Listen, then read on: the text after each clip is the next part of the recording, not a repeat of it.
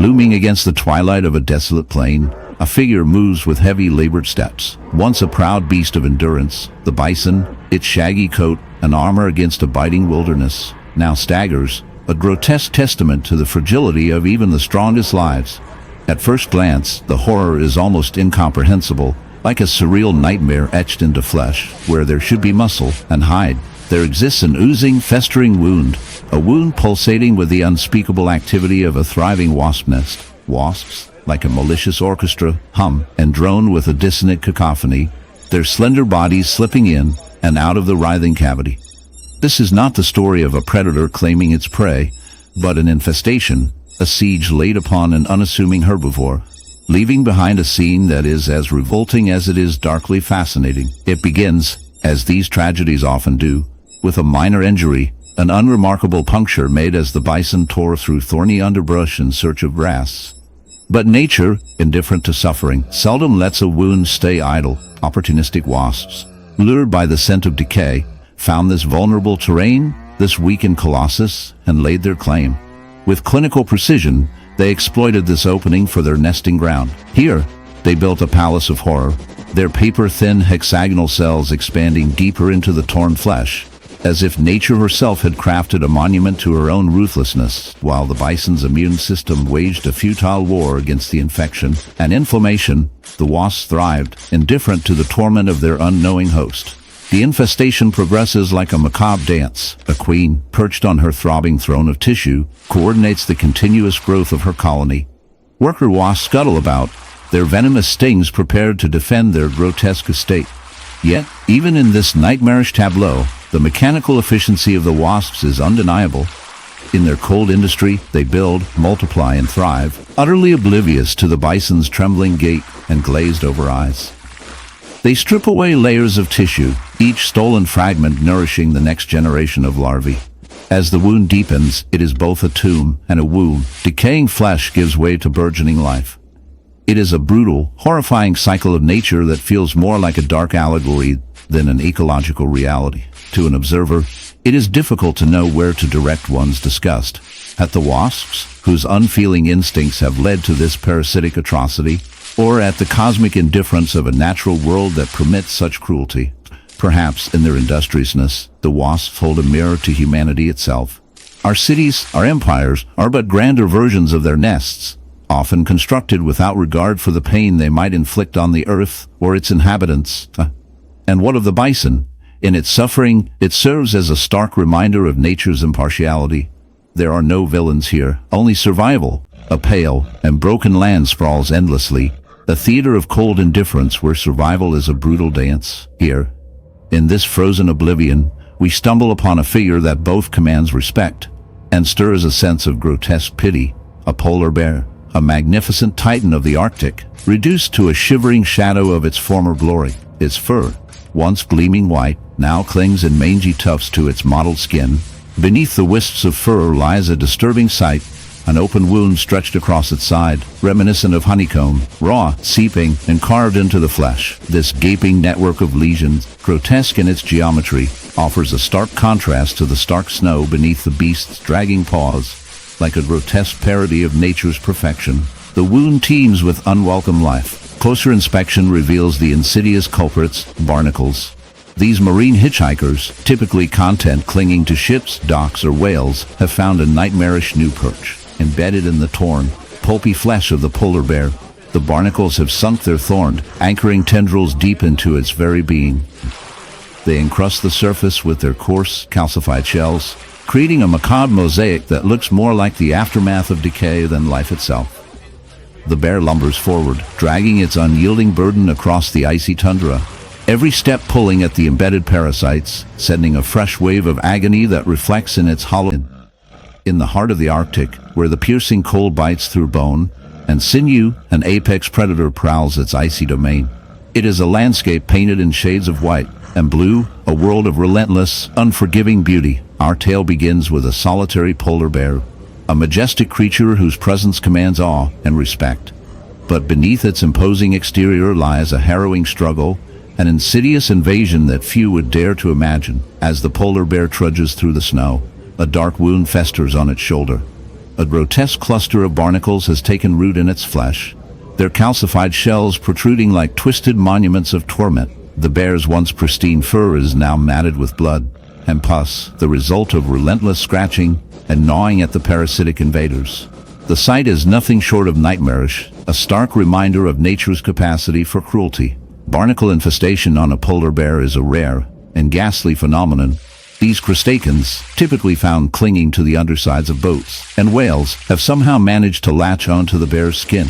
Their presence is a testament to their tenacity, their ability to adapt and thrive in the most unlikely of hosts. As they burrow deeper into the bear's flesh, they create a web of infection and decay, a macabre dance of life and death. The barnacle's sharp, jagged edges slice through the bear's skin with every movement, tearing at muscle and sinew. The bear's immune system wages a desperate battle, sending wave after wave of white blood cells to the site of the invasion. But the barnacles are relentless, their grip unyielding. They feed on the bear's blood and tissue, growing stronger with each passing day.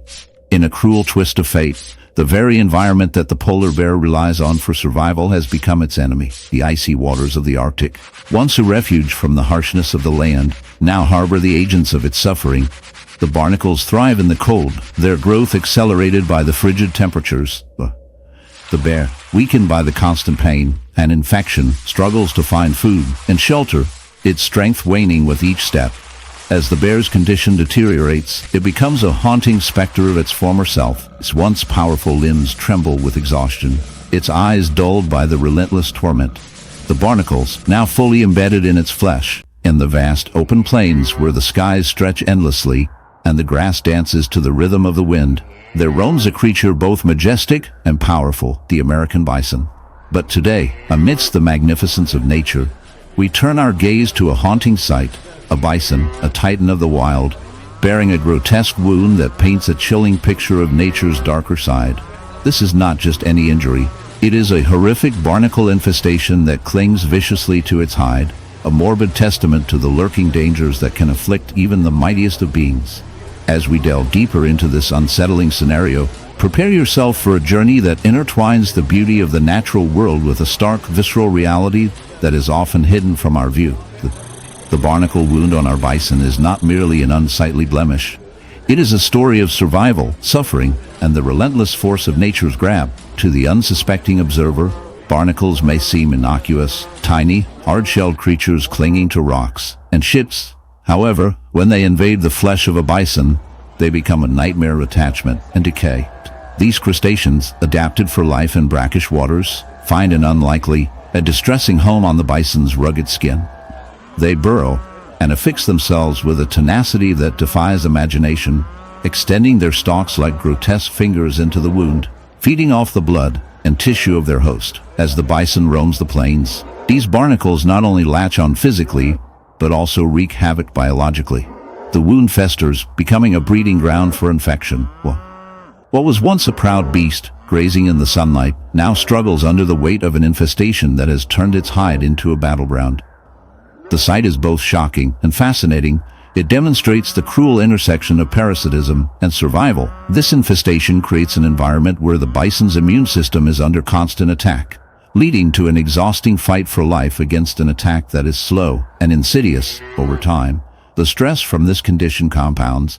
The bison endures not only physical pain but also a loss of vitality, reduced mobility, and an increased susceptibility to predators. Each barnacle is a testament to nature's brutality, an encapsulated horror lurking beneath the surface. No longer does this creature embody the spirit of the wild. It becomes a living representation of suffering and resilience.